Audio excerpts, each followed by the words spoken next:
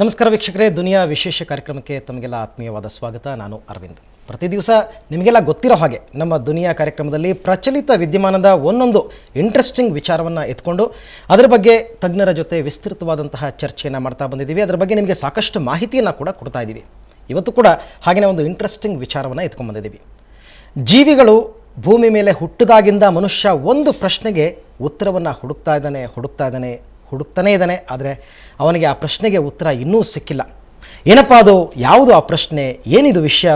So ನಿಮ್ಮ ಕುತೂಹಲಕ್ಕೆ ತೆರೆ ಎಳೆಯೋ ಸಮಯ ಬಂದಿದೆ. ಮನುಷ್ಯ ಸತ್ತ ನಂತರ ಮುಂದೇನು? ಮನುಷ್ಯ ಸತ್ತ ನಂತರ ಆತನ ಆತ್ಮ ಭೂಮಿ ಮೇಲೆ ಇರುತ್ತಾ? ಪಂಚಭೂತಗಳಲ್ಲಿ ಲೀನ ಆಗೋದು ಅಂತಂದರೆ ಏನು? ದೆವ್ವ, ಭೂತ, ಪಿಶಾಚಿಗಳು ಇವತ್ತಿಗೂ ಭೂಮಿ ಮೇಲೆ ಇವೆಯಾ? ಸೊ ಇದೆಲ್ಲದರ ಬಗ್ಗೆ ಚರ್ಚೆಯನ್ನು ಮಾಡೋಣ. ಇದೇ ಇವತ್ತಿನ ವಿಶೇಷ.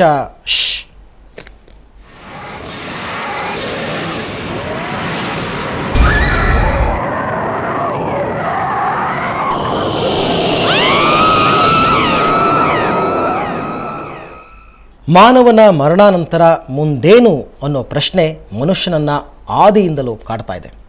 ಇದಕ್ಕೆ ಒಬ್ಬೊಬ್ಬರದ್ದು ಒಂದೊಂದು ರೀತಿ ಉತ್ತರ.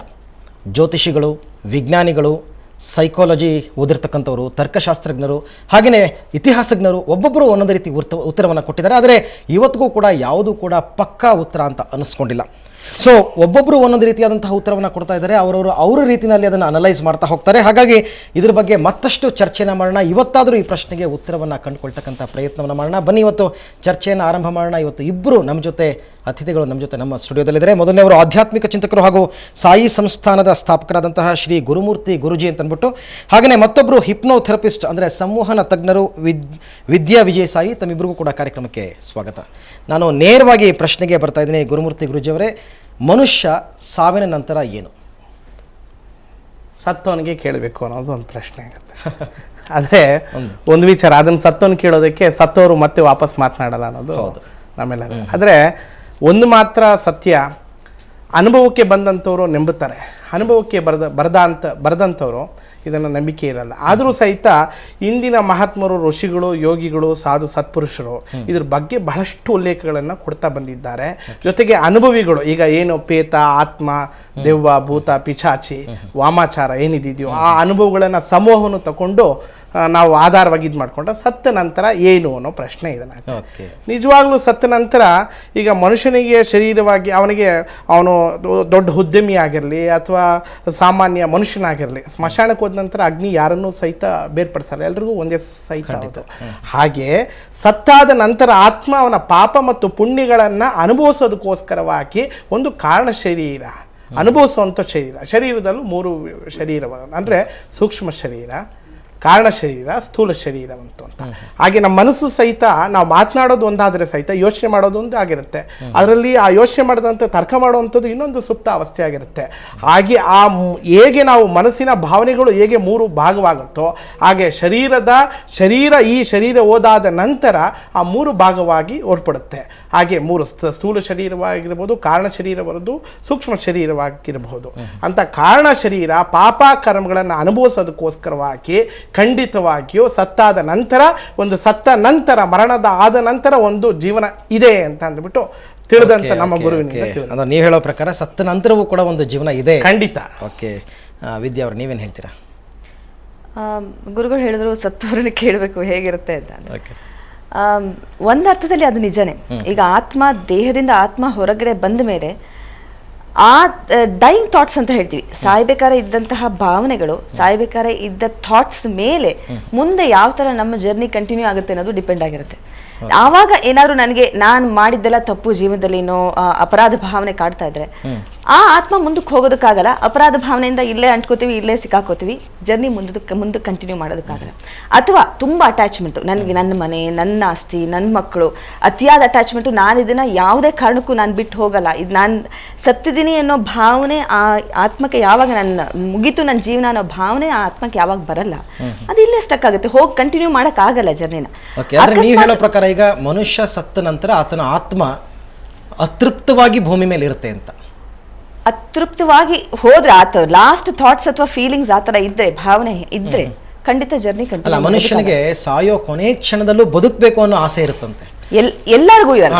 ಕೆಲವು ಆತ್ಮಗಳಿಗಿದೆ, ಕೆಲವರಿಗೆ ಅಂಡರ್ಸ್ಟ್ಯಾಂಡಿಂಗ್ ಇರುತ್ತೆ, ಅರ್ಥ ಆಗುತ್ತೆ, ಆಯ್ತು ನನ್ನ ಟೈಮ್ ಇಷ್ಟಿತ್ತು, ನಾನು ಮುಗಿಸ್ದೆ, ಆಯ್ತು, ನಾನೇನ್ ಜೀವನದಲ್ಲಿ ಅನುಭವಿಸ್ಬೇಕಾಯ್ತು ಅನುಭವಿಸಾಯ್ತು, ನಾನು ಇನ್ನು ಬಿಟ್ಟು ಹೊರಡೋದಕ್ಕೆ ರೆಡಿ ಇದ್ದೀನಿ, ನನಗೆ ಇದು ಯಾವುದು ಬೇಡ ಅನ್ನೋದು ಒಂದು ಗ್ರೂಪ್ ಆಫ್ ಯೋಚನೆ. ಅದು ಇನ್ನೊಂದು ಗ್ರೂಪ್ ಇಲ್ಲ, ನನಗೆ ನಾನ್ ಮಾಡಿರೋ ಆಸ್ತಿ, ನನ್ನ ಮನೆ, ನನ್ನ ಸಂಸಾರ, ನಾನ್ ಆಡಳಿತ ನಡೆಸಿರುವಂತಹ ಜಾಗ, ಇದನ್ನ ಬಿಟ್ಟು ಹೋಗಲ್ಲ ಅನ್ನೋ ಅಟ್ಯಾಚ್ಮೆಂಟ್ ಜಾಸ್ತಿ ಇರುವಂತ. ಒಂದ್ ವೇಳೆ ಆ ಸಾಯೋ ಮನುಷ್ಯನಿಗೆ ತೃಪ್ತತೆ ಅನ್ನೋದಿದ್ರೆ ಆ ಆತ್ಮ ಮುಂದಕ್ಕೆ ಎಲ್ಲಿ ಹೋಗುತ್ತೆ ಹಾಗಾದ್ರೆ? ನನಗೆ ಗೊತ್ತಿರೋ ಪ್ರಕಾರ ಸತ್ತ ಮೇಲೆ 3 ದಿನ ಅಷ್ಟೇ ಟೈಮ್ ಇರೋದು ಆತ್ಮ ಮೇಲಕ್ಕೆ ಹೋಗೋದಕ್ಕೆ. ಈಗ 3 ದಿನದಲ್ಲಿ ಒಂದು ಕ್ರಿಯೆ ಮಾಡ್ತೀವಿ ನಾವು, 3ನೇ ದಿನ, ಆ 3 ದಿನ ಅಂದ್ರೆ 72 ಅವರ್ಸ್ ಅಂತ ಹೇಳ್ತೀವಿ. ಆ ಟೈಮಲ್ಲಿ ಆತ್ಮಕ್ಕೆ ನಂದಾಯ್ತು ಮುಗೀತು ಅನ್ನೋ ಅಂಡರ್ಸ್ಟ್ಯಾಂಡಿಂಗ್ ಎಲ್ಲ ಬಂದು ಅಲ್ಲಿ ತನಕ ಆತ್ಮ ದೇಹನ ಬಿಟ್ಟು ಮುಂದಕ್ಕೆ ಹೋಗಲ್ಲ, ಅಲ್ಲಿ ತನಕ ದೇಹದ ಜೊತೆನಲ್ಲಿ ಆತ್ಮ ಇರುತ್ತೆ.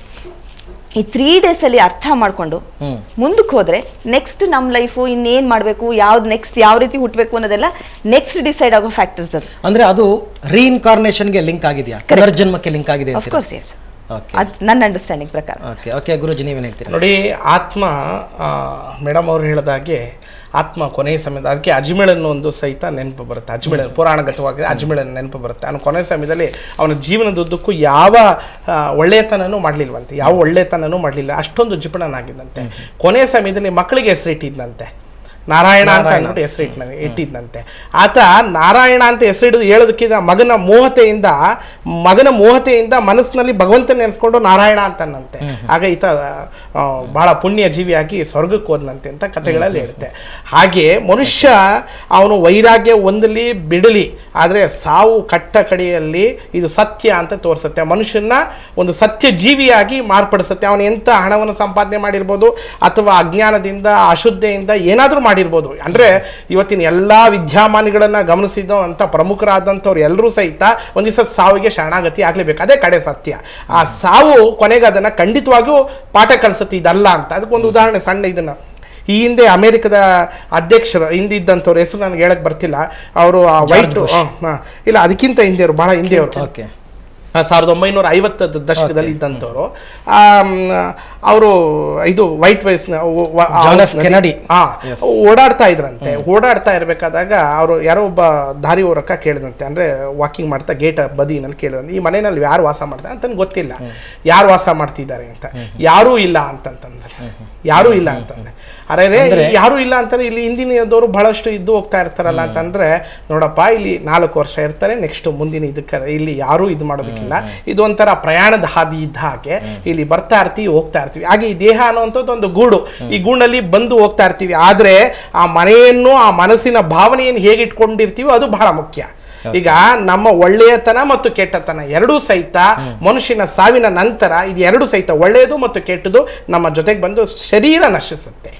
ಓಕೆ ಗುರುಜಿ, ಈಗ ನಮ್ಮ ಮೊದಲ ಭಾಗದ ಚರ್ಚೆಯಲ್ಲಿ ಒಂದು ಕನ್ಕ್ಲೂಷನ್ಗೆ ಬಂದಿದ್ದಾಯಿತು. ಅಂದರೆ ಆತ್ಮ ಅಂತಕ್ಕಂಥದ್ದು ಇದೆ, ಮನುಷ್ಯನ ಮರಣ ನಂತರ ಕೂಡ ಆತ್ಮ ಅಂತಕ್ಕಂಥದ್ದು ಒಂದು ವೇಳೆ ಅತೃಪ್ತತೆಯಿಂದ ಕೂಡಿದ್ದಂತಹ ಸಂದರ್ಭದಲ್ಲಿ ಅದು ಅಲ್ಲೇ ಸುಳಿದಾಡ್ತಾ ಇರ್ತದೆ. ಒಂದು ವೇಳೆ ತೃಪ್ತತೆಯಿಂದ ಕೂಡಿದ್ದಲ್ಲಿ ಅದು ತನ್ನ ಮುಂದಿನ ಜರ್ನಿಯನ್ನು ಮಾಡುತ್ತೆ. ಆ ಜರ್ನಿ ಏನು ಅಂತಕ್ಕಂಥದ್ದು ಮತ್ತೆ ಚರ್ಚೆ ಮಾಡೋಣ. ಇದ್ರ ಜೊತೆಗೆ ಮತ್ತೊಂದು ಕುತೂಹಲವನ್ನು ಕೆರಳಿಸ್ತಕ್ಕಂಥ ವಿಚಾರ ಅಂತಂದರೆ ಅದು ಭೂತ ಪ್ರೇತ ಪಿಶಾಚಿಗಳ ಬಗ್ಗೆ. ಇದರ ಬಗ್ಗೆ ಮತ್ತಷ್ಟು ಚರ್ಚೆಯನ್ನು ಮುಂದುವರಿಸೋಣ. ಅದಕ್ಕೂ ಮೊದಲು ಒಂದು ಚಿಕ್ಕ ಬ್ರೇಕ್.